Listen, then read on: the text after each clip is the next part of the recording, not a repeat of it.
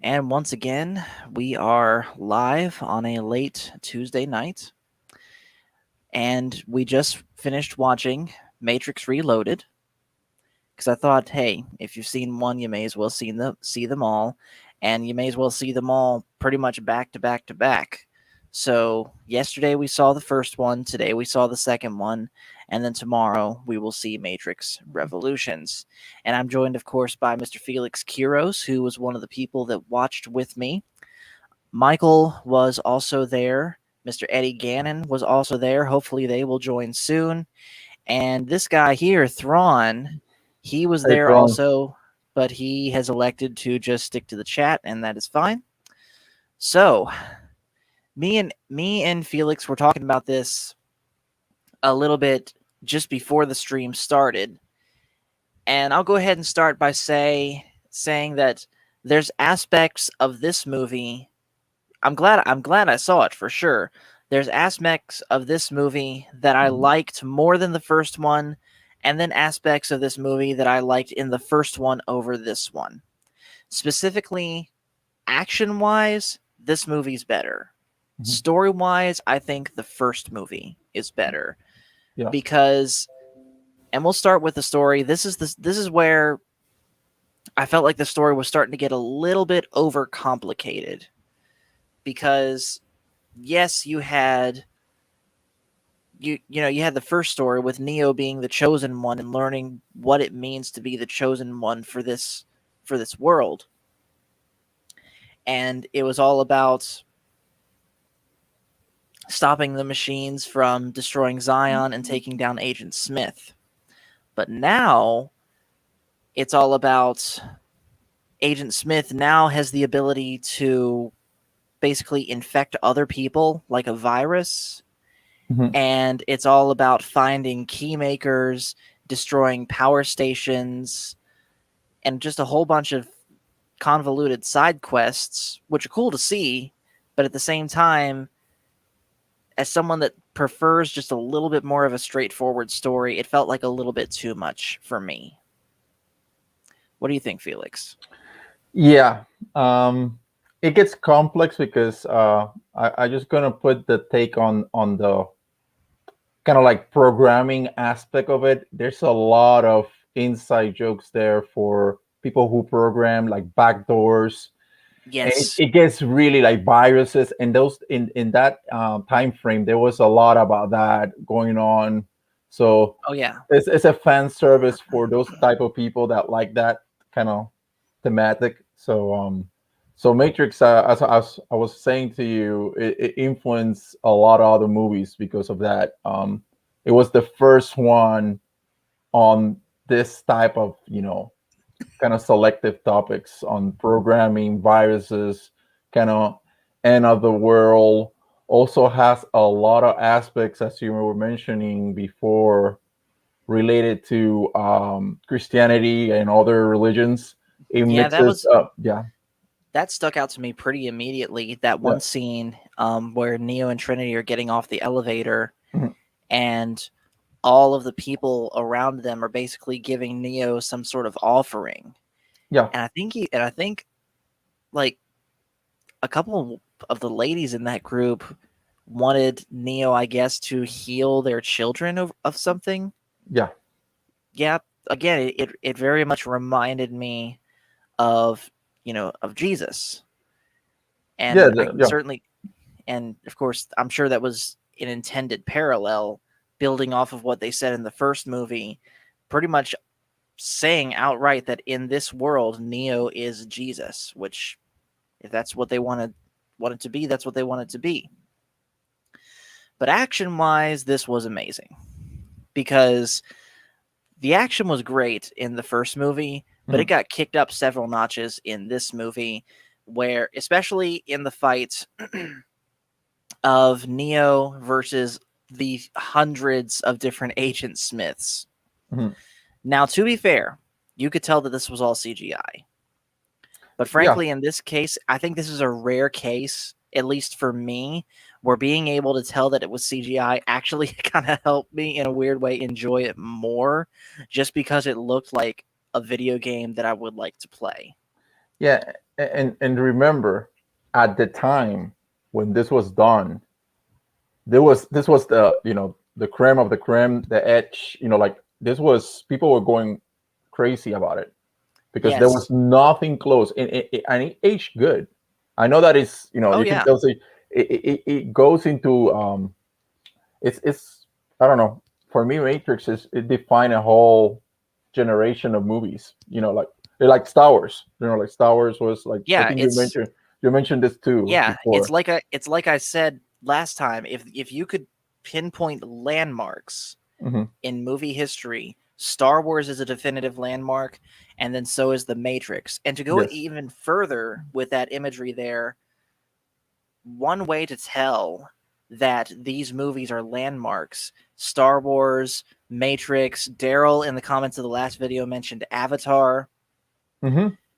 Basically, one way to tell that these movies are like very important in movie history is that all the movies that come out just after them are trying to be them. Hmm. For example, all the science fiction movies after Star Wars are trying to be Star Wars, Hmm. most notably The Last Starfighter, which I only just recently saw.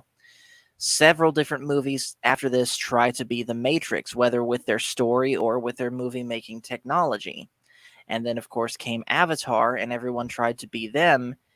And I guess now you could say the landmark movie series is like the MCU. Yeah. Yeah. And real quick, Thrawn brings up something interesting in the chat. He says Agent Smith uses a virus as a metaphor for humanity in episode 1, then literally becomes a Hmm. virus Yeah. in episode 2. By following the oracle and the prophecy, Morpheus and Neo remain captives without realizing it. I love the irony and the play on fate versus free choice in this one. Yes. Yeah, I you're will. yeah, Yeah. you're right. But I'll admit I'm not 100% sure how Agent Smith is even back. It's kind of the same thing as like Palpatine returning in The Rise of Skywalker. They kind of explain it, but it's not 100% clear because all I picked up on was a passing line that Smith says to Neo just before they start fighting in that parkway, like a part of you imprinted on a part of me and something about that. But it's not 100% clear to me. And it reminds me a lot of Dominic Monaghan's character in The Rise of Skywalker being like, well, Palpatine could have come back from dark science, cloning, secrets only the Sith knew. Yeah. And then Thrawn says, somehow Agent Smith has returned. That's exactly what it is. Yes. That's exactly what it is. And I'm Yeah. saying this as someone that has not seen the third one. And I'm not going to ask whether or not they explain it in the third one because I don't want it spoiled. Yeah. And yeah, the free choice of free will. Mm-hmm. If you pay attention to like what's going on there, they touch on that it's just meant to be what it's meant to be. Already everything is set. Right. It's just that the decisions. That's why Neo is asking, "Do you already know?" It's asking the Exactly. Oracle, "Do you already know what I'm gonna choose?" And that's she's like, "That's the question." Like you, what you think? Yeah. It's The it's pretty closest interesting. the closest example of this that I can think of is this big debate, especially in Christianity, Hmm. of this idea of predestination. God already knows what you're going to do versus, you know, having the choice, which we Yeah, won't get into. Which we won't get into any of yeah, that right now. yeah. But it's the same concept. It's the same concept. Yeah, Yes. yeah. But I So, can definitely. But despite the overly complicated story that for sure I'm going to have to go back and watch again to fully understand, I don't hate this movie like a lot of people seem to with this one and the next one. I haven't seen the next one yet, so I'm not going to comment, but at least for this one, I don't hate it. It's just certain aspects of it I prefer over the first one, and certain aspects of the first one I prefer over this one. And then Thrawn again brings up, I think the deal with Agent Smith was that he too refused to follow the rules, the programming, and this is how he survived. He hopped out of the recycle bin or something. Maybe. Yeah. Yeah. Like He found a I'm way. sure. He found a way. Yeah, I'm sure it was. Personally, though, I just wish they were a little bit more clear with that. Like maybe we could see him, you could say, rematerialize or something after getting blown to bits in the first one after Neo, somehow went inside him. Oh, he probably adapted traits of Neo, certain traits to kind of regenerate himself from the learning of Right. that fight on the first one. He Yeah. was Mhm. And also another cool detail that I mentioned, that I noticed in this movie. Did you notice that Agent Smith in this movie wasn't wearing his earpiece that the other agents did? And just that little bit of extra detail to show that he's not in the same system as they are anymore. Yeah, he improved himself. He improved it, yeah. And then Thrawn says, yeah, they could have taken a minute or two off the 20-minute Smiths versus Neo fight and explained it. Exactly. Or, no, you know where they really could have taken time off, and this is something that I do genuinely not like about this? They could have taken some time off that big, for lack of a better expression, orgy fest in the caves. They could have taken time away from that literally is doing nothing in the movie other than teasing some, we'll say, romance between Trinity and Neo. Mm-hmm. Like after the little scene of Morpheus talking to the commander and that other captain, you could have just cut it right there. Like maybe give us a glimpse of the dancing, but spending that much time on it was too much for me. And that's the same problem, by the way, that I have with the Jabba's Palace musical number in Return of the Jedi, both versions, because they serve nothing to the story. Mm-hmm.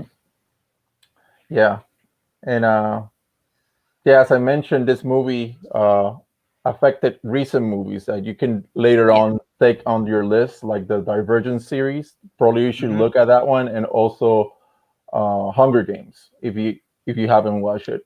I have both seen and read the Hunger Games. So also there's one part in this movie that they show some mechas, like some giant robots. That's in Avatar. That's exactly in Avatar. So you can see elements and stuff. So it's pretty good. But of course, within this trilogy, I know that that's just a tease for the next movie where you see them actually in action. Yeah, you're gonna see a lot more of those there. Yeah. And then another thing that seemingly somewhat overcomplicated, but at the same time I kind of liked, was this idea that there's programs that are kind of going rogue on their own within the system. For example, that French dude, I can't pronounce his name. We'll say protector of the Oracle herself. I like that, they're programs, but they know that they're programs and thus are able to have a much higher understanding than those around them. And if I had to choose my favorite character on the good guy side, it would be the Oracle. Just the way that she has all this knowledge and yet still talks as a down-to-earth grandmother type person instead of, again, say, Master Yoda, who talks in this very archaic way. And then Thrawn says he's the lewd cake programmer. Yeah, well, what was the point of that?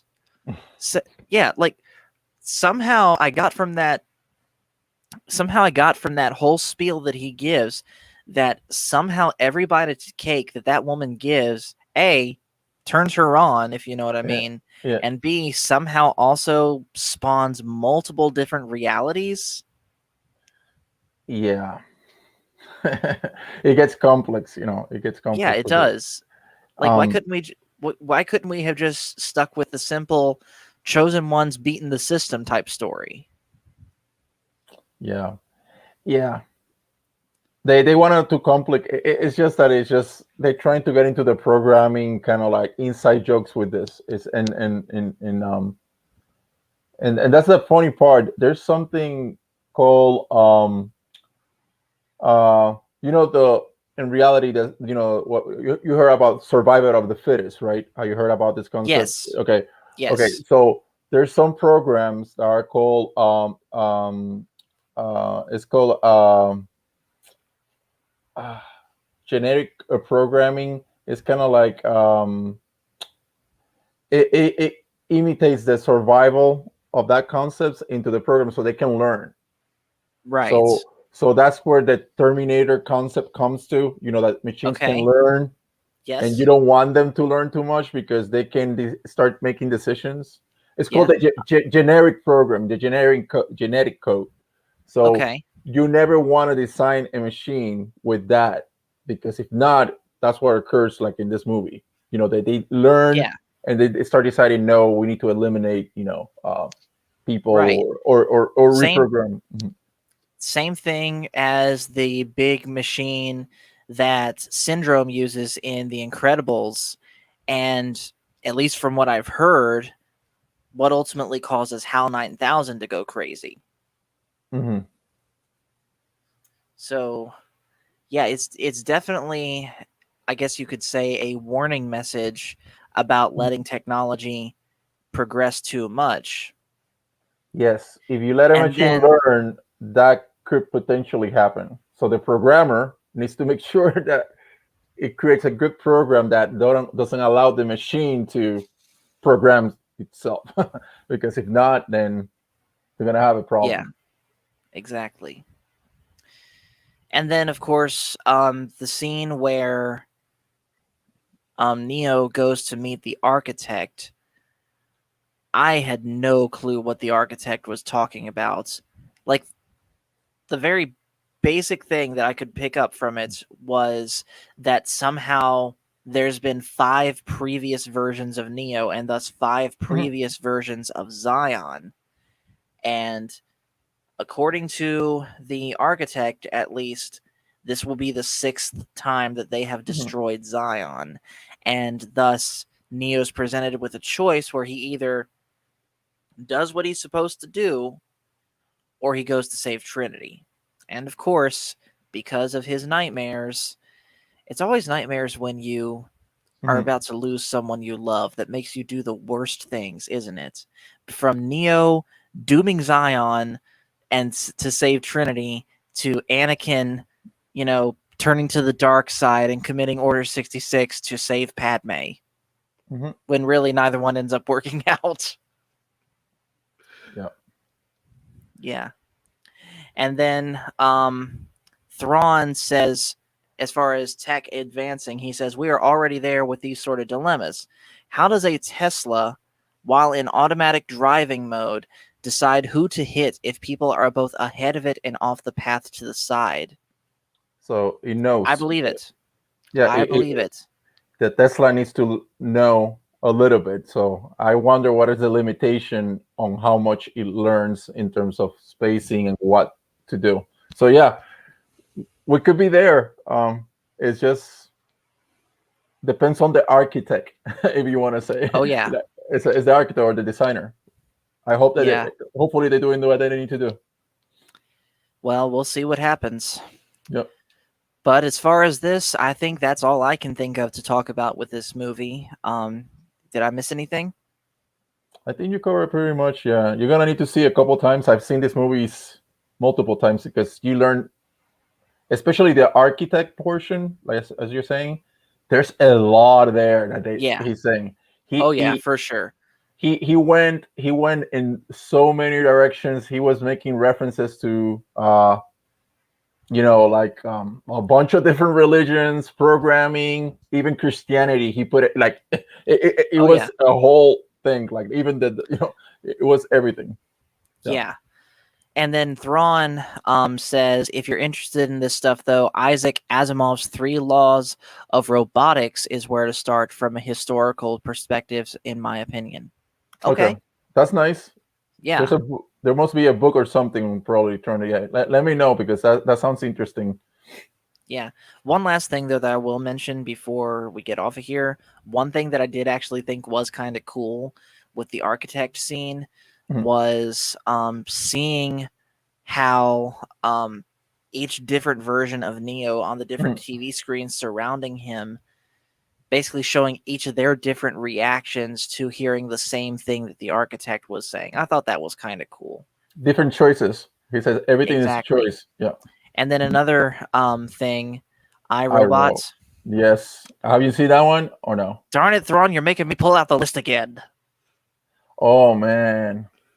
You need to see that one. That's a I go with Thrawn in this. This is the same topic. It's the same topic. So you're gonna need to see. You need to. It's good that you see in Matrix first, and then you're gonna say iRobot. It's with Will Smith. Will Smith. Yeah. Yep. So yeah, that's pretty much it then. So we're gonna go ahead and get off of here now because again, I got work in the morning. And I'm sure you got to go also, Felix. So thank you guys again. Thank you guys again for watching this. And just remember, here with the Star Wars guys, the Force is family. Thank you guys for watching.